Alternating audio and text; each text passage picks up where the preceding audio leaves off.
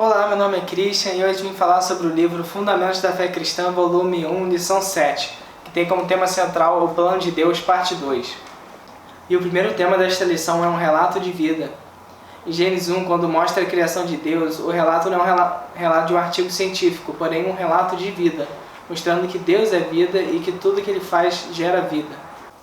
O segundo tema da lição é o princípio da separação, que tem como objetivo produzir e multiplicar a vida. As primeiras coisas que Deus fez em sua criação foram 4 separações, e são elas que nós veremos em seguida. No primeiro dia mostra a separação entre as luzes e as trevas, a luz simbolizando a vida e as trevas a morte.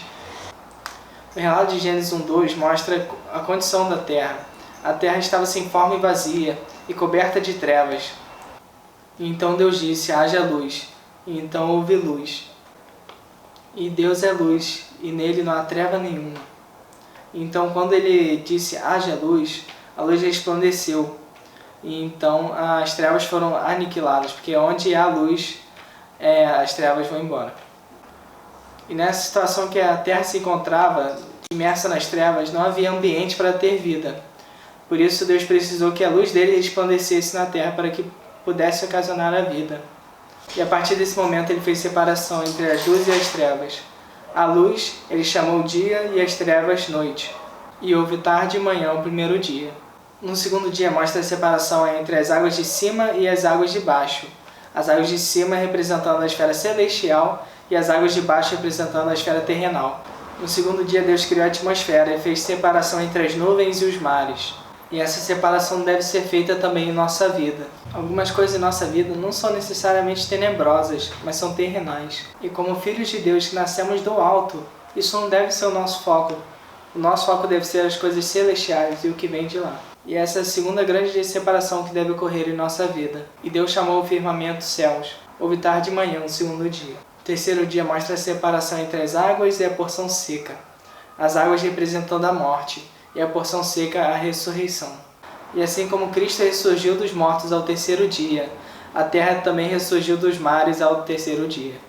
E assim como sem a porção seca não pode haver vida, também sem Cristo, sem a ressurreição de Cristo, não recebemos a vida de Deus.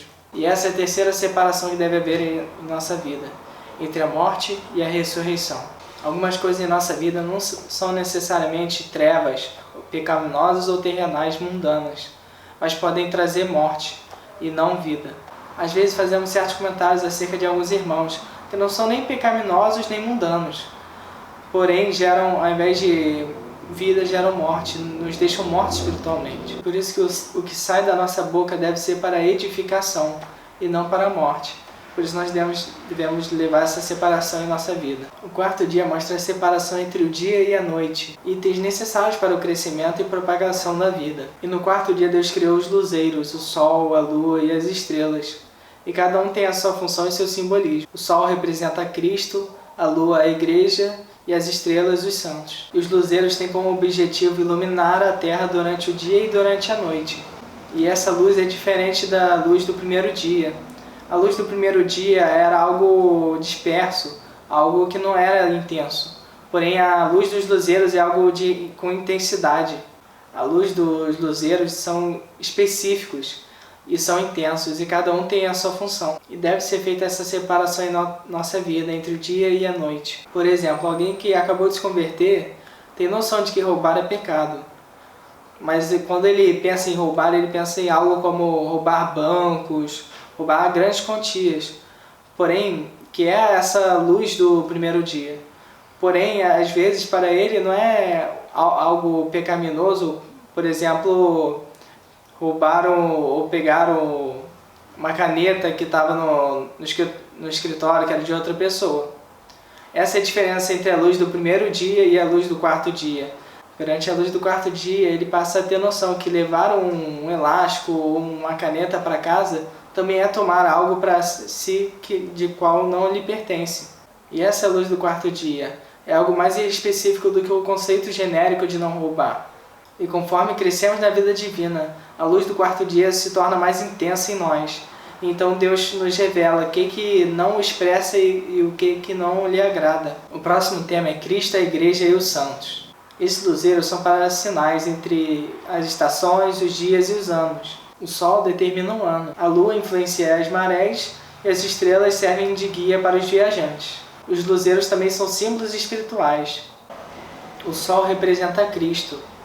E assim como a Terra gira em torno do Sol, também e quando ela se posiciona, está mais perto do Sol é o verão, quando está mais longe é o inverno. Porém, isso também é para nós, nos mostra também a nossa posição em Cristo, né? Quando estamos mais perto de Cristo, tem momentos em que nós estamos mais quentes, em que Cristo arde mais em nosso interior. Porém, tem momentos em que nós ficamos mais frios, porém, o Sol ainda está lá. Porém,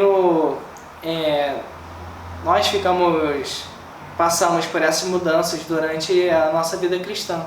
Nós mudamos, mas Ele não. A Lua prefigura a Igreja. Ela não tem luz própria, porém reflete a luz do Sol, que reflete a luz de Cristo. A Lua tem fases, como a Igreja também. Às vezes a Igreja está muito bem espiritualmente e consegue refletir bem a luz de Cristo. Porém, tem momentos que ela está minguante ou está em lua nova, em que a luz dela não é tão intensa.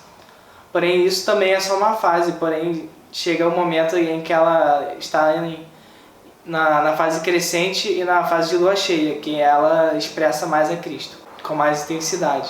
Além do Sol e da Lua, temos as estrelas. Nas noites de lua cheia, mal podemos ver as estrelas. Porém, quando a Lua está em fase nova, as estrelas brilham mais intensamente.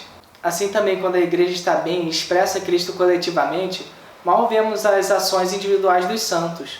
Contudo, quando a Igreja como um todo não está tão brilhante, é o momento dos santos expressarem a Cristo individualmente. E na conclusão do trecho bíblico referente ao quarto dia, Deus fala que criou os luzeiros para que eles alumiassem a terra e governassem o dia e a noite, fazendo a separação entre a luz e as trevas. Houve tarde e manhã, o quarto dia. O quinto e o sexto dia mostra a vida animal em todos os seus aspectos. E nós vemos que quando Deus foi criando os animais, Ele foi criando das coisas mais básicas, dos animais mais básicos, até as mais elevadas, mostrando uma gradação de vida. Assim como houve na gradação da vida vegetal, começando com a relva, depois as ervas e depois as árvores frutíferas. Todo esse trecho de Gênesis 1 mostra que isso é um relato de vida, e não um tratado biológico, geográfico, nem nada do tipo. Mostra que o objetivo de Deus é gerar vida, e que nós vejamos que Ele é um Deus vivo e que o resultado de sua criação é vida. Amém? Isso é o que foi falado nessa lição. Se você quiser saber mais, é só entrar no site www.arvoredavida.org.br e adquirir o livro Fundamentos da Fé Cristã, volume 1. Amém. Jesus é nosso Senhor.